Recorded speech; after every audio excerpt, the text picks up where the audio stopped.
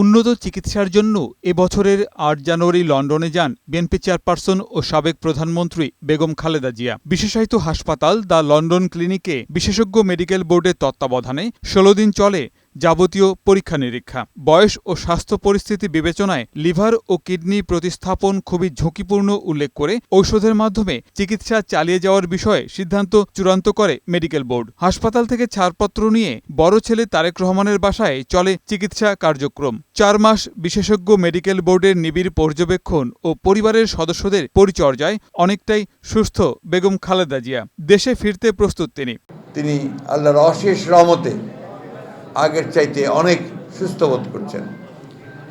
সেই কারণেই তিনি সিদ্ধান্ত নিয়েছেন যে তিনি এখন দেশে ফিরে আসবেন।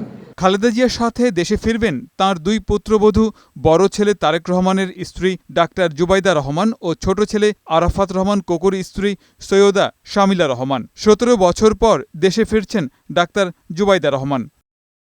কাতারের আমিরের দেওয়া বিশেষ বিমান এয়ার অ্যাম্বুলেন্সে আজ লন্ডনের স্থানীয় সময় বিকেলে হিথ্রো বিমানবন্দর থেকে দেশের উদ্দেশ্যে রওনা হবেন খালেদা জিয়া। তাঁকে বিমানবন্দরে বিদায় জানাবেন বড় ছেলে তারেক রহমান ও যুক্তরাজ্য বিএনপির হাজারো নেতাকর্মী। আমাদের মা মাদার অফ ডেমোক্রেসি, ওনার সুস্বাস্থ্য, দীর্ঘায়ু এবং উনি যেন রিল্যাক্স ওনার জার্নিটা হয়, উনিও দোয়া চেয়েছেন। আমরা বিএনপি পরিবারের পক্ষ থেকে সবার কাছে দোয়া চাচ্ছি। চিকিৎসা শেষে দলীয় চেয়ারপারসনের দেশে ফেরায় উৎফুল্ল বিএনপির বিভিন্ন স্তরের নেতাকর্মীরা। বিমানবন্দরে তাঁকে অভ্যর্থনা জানাতে প্রস্তুতি শেষ করেছেন তারা। দলটির পক্ষ থেকে জানানো হয়, মঙ্গলবার আনুমানিক সকাল 10:30টায় হজরত শাহজালাল আন্তর্জাতিক বিমানবন্দরে অবতরণের পর সরাসরি বিমানবন্দর থেকে গুলশানের বাসা ফিরোজায় ফিরবেন বেগম জিয়া। দলীয় প্রধানকে স্বাগত জানাতে পুরো পথে রাস্তার দুধারে নেতাকর্মীদের জাতীয় ও দলীয় পতাকা হাতে অবস্থান নেয়ার নির্দেশ দেওয়া হয়েছে।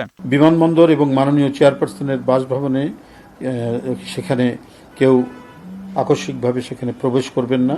এদিকে বিএনপি চেয়ারপারসন বেগম খালেদা জিয়ার দেশে ফেরা উপলক্ষে পর্যাপ্ত নিরাপত্তা ব্যবস্থা নিশ্চিতের পরিকল্পনা নিয়েছে ঢাকা মেট্রোপলিটন পুলিশ। বিমানবন্দর থেকে বাসভবন পর্যন্ত যাত্রা সুগম করতে থাকবে পর্যাপ্ত ট্রাফিক ব্যবস্থা ও পুলিশের পাশাপাশি অন্যান্য আইনশৃঙ্খলা রক্ষাকারী বাহিনীর সতর্ক উপস্থিতি। গোলাম মোর্শেদ, বৈশাখী সংবাদ, ঢাকা।